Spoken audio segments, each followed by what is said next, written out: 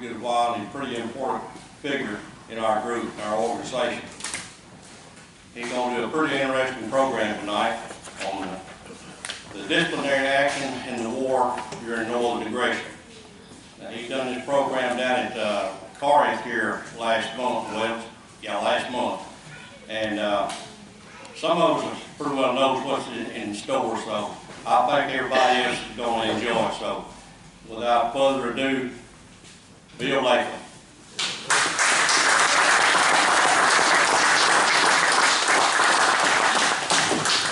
Basically, you know, my way they sugar-coated this was the speaker that was originally planned, you know, had a family emergency.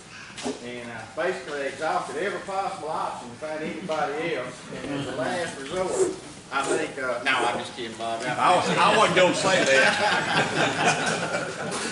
So, anyway, I'll try not to be too long-winded, but talk a little bit about the subject of discipline during the war and some of the things that guys had to contend with. All right, now I'm going to say something. I want to see how many of you in here can react, okay? On your feet. All right, some of you had to think about it for a second, all right? All right, go ahead and sit down. Now, if you were in the military, you wouldn't even thought about that. Anytime that was said, everybody in the room automatically jumped up because they figured it was some officer or some dignitary coming in. So that was just standard. It's like fall in or anything else. You get that in tune, right, Bob? Right. So, Bobby, you were prior military, correct? A little bit. Little bit. Basic training, AIT, Oh, yeah. all that different training. Mm-hmm. Most times, about 6 months now before most folks ever get to a unit. They go through all their different training and all the different things. Some officers for over a year. And when the war started in 1860, we had about 10,000 people in the standing army. That's not a lot. And they were spread out all over the country, from San Francisco, all over territories, spread here and there. Now, it's always amazed me how we could do anything at all in that short period of time. Because I normally talk about ordnance, y'all know I like to collect cannonballs and stuff. It's always amazed me how we could put an army in the field in a few months. I mean, the South had no standing army, they had no government, they had no navy, they didn't have anything. They had to formulate all of that. We had all this different ordnance with all these different calibers and stuff. How were we able to get all that stuff to the field, you know? But also, how did we get folks that could actually get in line and fight by the time of Bull Run, First Manassas? It's really mind-boggling, and I've studied it for a long time, but it basically just boils down to the kind of people they were, the kind of metal they had at that particular time. But when they formulated those armies, let's say y'all, a lot of your ancestors signed up here in Tippah and what used to be, Union used to be Tippah County, Pontotoc, general area, and they just gathered up, all the folks went down and signed up. And basically you just had a big mass of people. Now, to add to that, where's Marty at? Now, y'all look at Marty over here. Marty, how old are you, 40? Yeah.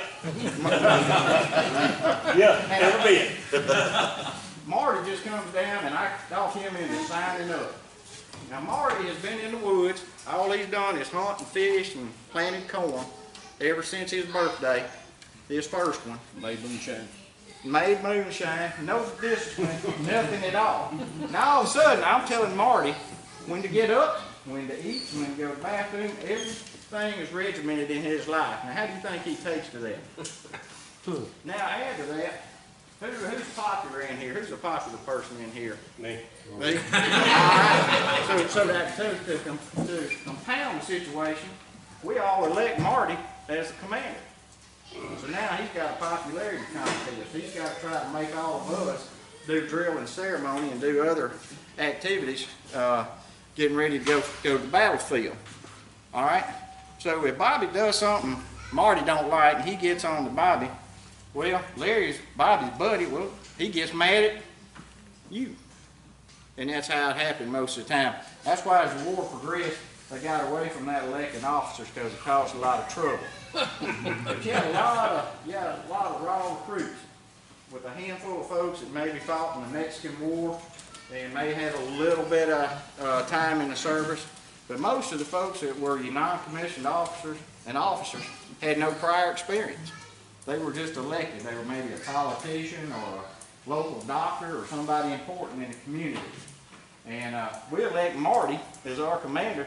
And then we find out Marty knows jack about the military. So what's it do for us? He can't even read Hardy's manual on tactics. You know what I'm saying? It didn't come with pictures at the time, so we won't know better off.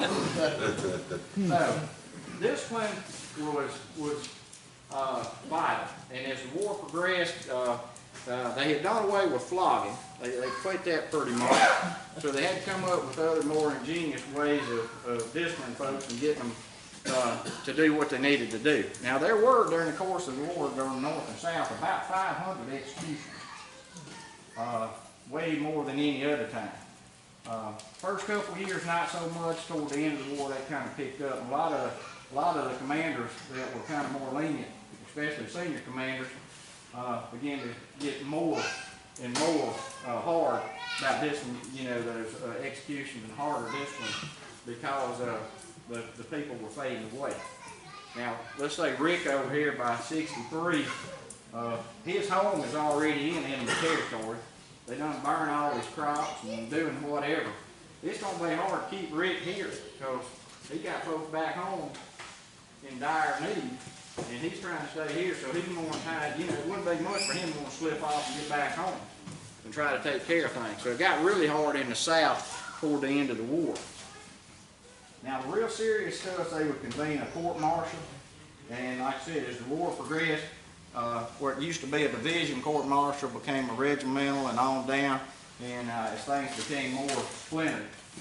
But usually you'd have 3 to 12 people on a court-martial for the real serious stuff. If you murdered somebody, hit an officer, did something, stayed up, a lot of times if you was AWOL, they'd cover for you unless you didn't come back for an extended period of time, and they knew if you were going to plant your corn or something like that. A lot of times, any of you that's done research, and Pam can tell you, there's a lot of AWOLs on folks, and it didn't mean the same as it did, Mike, as we were used to. You AWOL and in your unit, you'd been up creek. You couldn't have slept off and went back somewhere for a few weeks. So a lot of folks see that on the record and they get kind of upset, and then they say, well, they came back and they were there for this time, and then later, and then all of a sudden it'd be AWOL again. And then he'd come back. One of my grandfathers spent 2 years in Virginia and was shot in Gettysburg. Well, when he came back to Mississippi, he joined a local unit. Now, for the record to show him there, with the Mississippi regiment, but 2nd Mississippi still showed him AWOL after that on the records. But a lot of times they just kind of reassign themselves, more or less.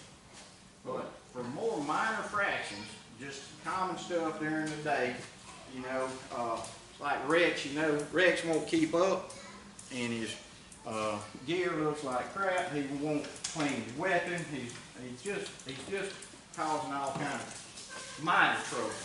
He ain't left. He's still there, but he's just a disruption to everybody else. So those kind of actions that were more minor, they had to come up with some disciplinary actions to kind of handle some of that. So that's what we're going to talk about right quick, and I'm going to need a few folks as demonstrators. So let me look around here. Bill Baker. Yeah, I need a victim. I mean a volunteer. All right, Bill, come on back here. Go, Bill. Oh, crap. Y'all know Bill, right? He's a good boy most of the time. But he has a tendency to get into sauce on occasion. And when he does, he causes all kinds of trouble, And so he got in a ruckus last night, got in a fight, been causing trouble, and playing cards and stuff, Yeah, so he's been brought up to the battalion commander that we're gonna have to do something with Bill.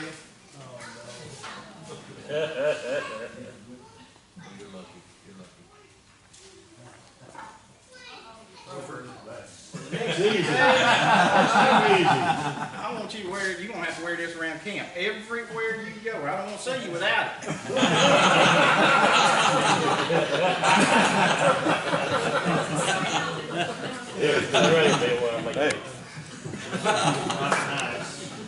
All right, now, Rex, on the other hand, come on back here, Rex.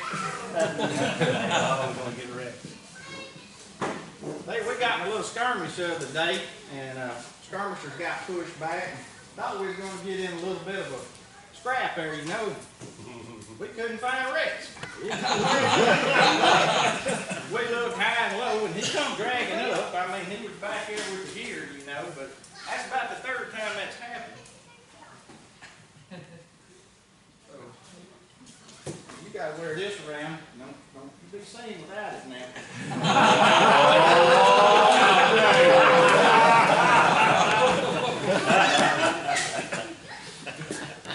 Rex, that's cute.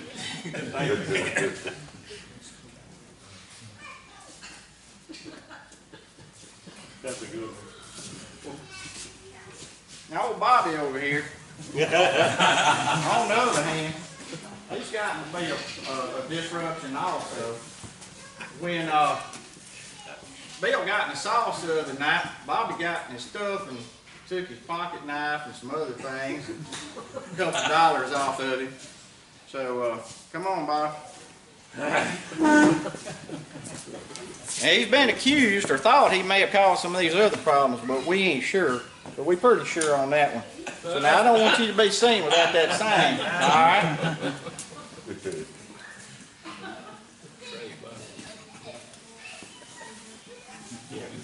Turn around so everybody can see what you got. Turn around here where everybody can see what you got. Oh, whatever. Put your sign around your corner. So far, I think I'm gonna keep that.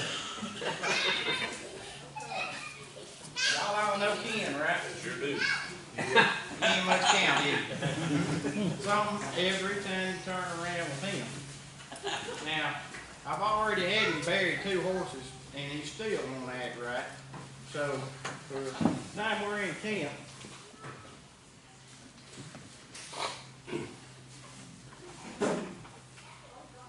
oh my God. You took this, and I don't see you now.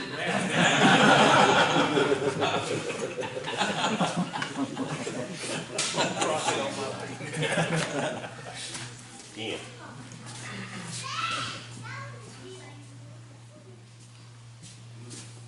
Hey Marty, I think I've seen those 4 faces at the post office. Watch how you turn it around. Take somebody out. I'm telling you. I know that's right. All right, Jeff.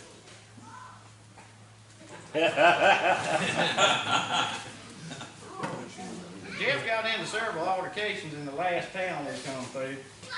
They kind of asked him not to come back, but so for the next 8 hours, sit on this log. Now I'm gonna be nice. Normally we'd have you put it in now like a horse.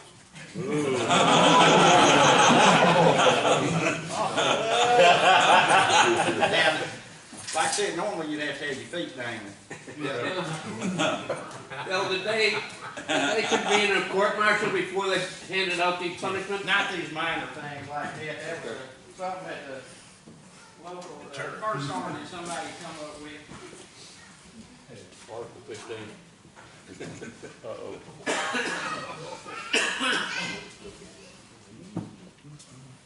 Everybody's looking now.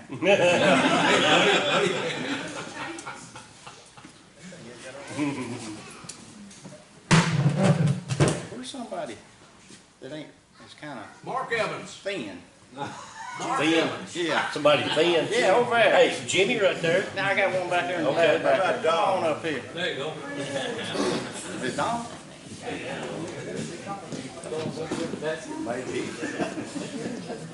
Well, you got 4 down. Now you stand on this barrel, which would be higher. Put your feet head kind of on the side so you don't flip off. Now you stay up there 8 hours and don't you come off that barrel. Sir.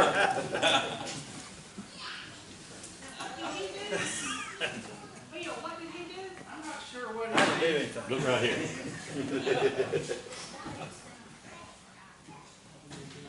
Where's Buddy Ellis at? Hey, man.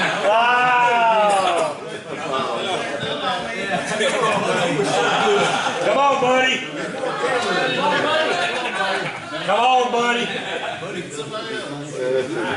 Hey, come on, Mike.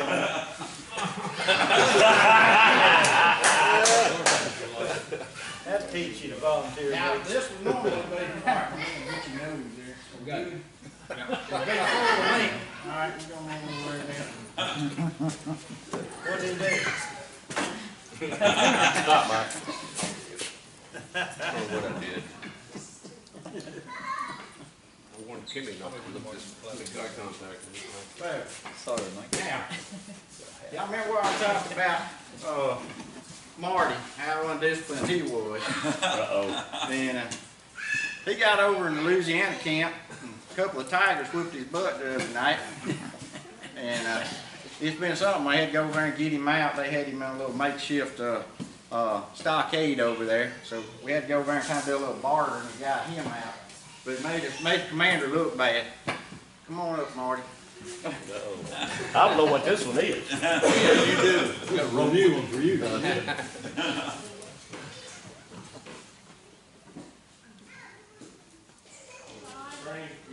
No. I'm saving now. Now this one was one of the more ingenious ones they came up with, and it worked really well.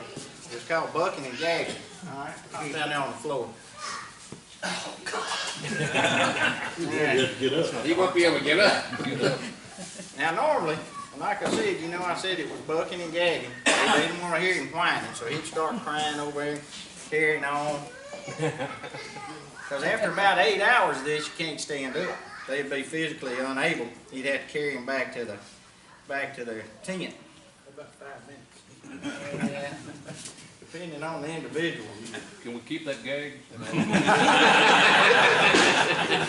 feel the love, don't you?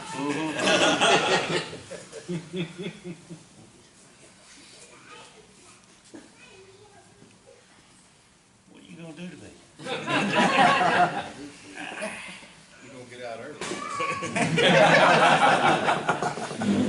Will somebody come back and let him out later? Oh, me, I see this ain't gonna. That don't look good. You should have thought of that before you caused so much trouble. Which way? My leg? Yeah. You thought you was in charge. I'm gonna climb up against the wall over here.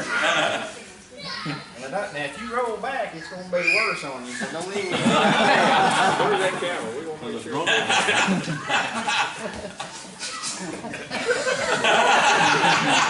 Can't laugh either. Hey, I've been tied up like this before. Dad's at home. That's at home. All right, let's see. This is one of my favorite ones. Let me see. Come on, Bill. Yeah, he's been over there laughing. Let me see, come on. All right. He who's laughs last. Now, come on back here for me. I think I know that.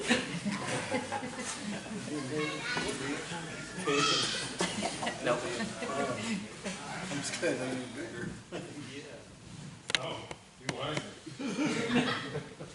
Want somebody to come in and pull him. How you feel, Marty? Oh, man. Stay on that. Living a dream. Now, the one I like about that, because if anything, when he lets you, what happens when you release your arm? Just let your arm go in. Start taking the blood off your fingers. Then you're going to hold them back up as long as you can. Then you let them down, it cuts the blood flow off to your fingers. They start turning purple back there. He'll start whining pretty good in a little bit. Well, this is a few different ones. They had some more different type of, discipline measures. They can fill rucksacks with rocks and make a tree. Now, the one I like personally, is the one that the artillery units would do. Got any artillery people in here? Stretch them over a gun. Stretch them over a gun, that's what the Navy used to do. Well, now, y'all remember how, you know what the gun carriage looks like, and then they had that little case on behind it. Remember how they mount that wagon wheel on the back of it? They'd spread eagle on that wagon wheel, with, you know, straddle of the hub, and strand you down, and then they'd go wherever they're gonna go down some bumpy road, and still tired, and you strapped on the back of that, wheel. And, I'm sure that's kinda funny to see. You didn't bring wheel, did you? But, I've been looking for one. All right, y'all give a hand here to the.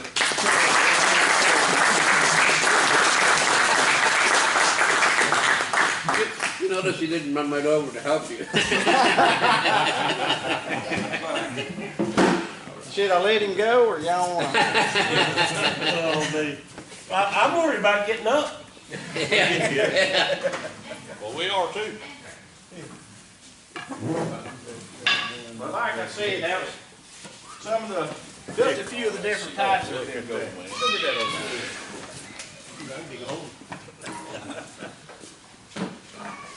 Discipline techniques for some of the less, you know, grievous infractions that they would have there in camp life. And it was absolutely paramount that they had good discipline, because if you're going to have folks forming up in lines. Now, I did find out too, have y'all ever wondered why a lot of those guys would charge forward like they did in those hail of bullets? Yeah. And not run backwards? They had file closers. Who can tell me, study a little bit, what's a file closer? The guy that stands behind the shooting deserters. Exactly. The provost marshal would be standing back there and he'd shoot you if you run backwards. And, you know, at least going forward, there's a lot more targets. And if you're coming back, you're pretty much a dead shot. They're going to get you going back. So, you know, Forrest was noted for that. People were more scared of him back there than they were the enemy up there. So, all right, any quick questions? Randy, you look perplexed. That's just your normal, okay. Y'all give Bill a hand.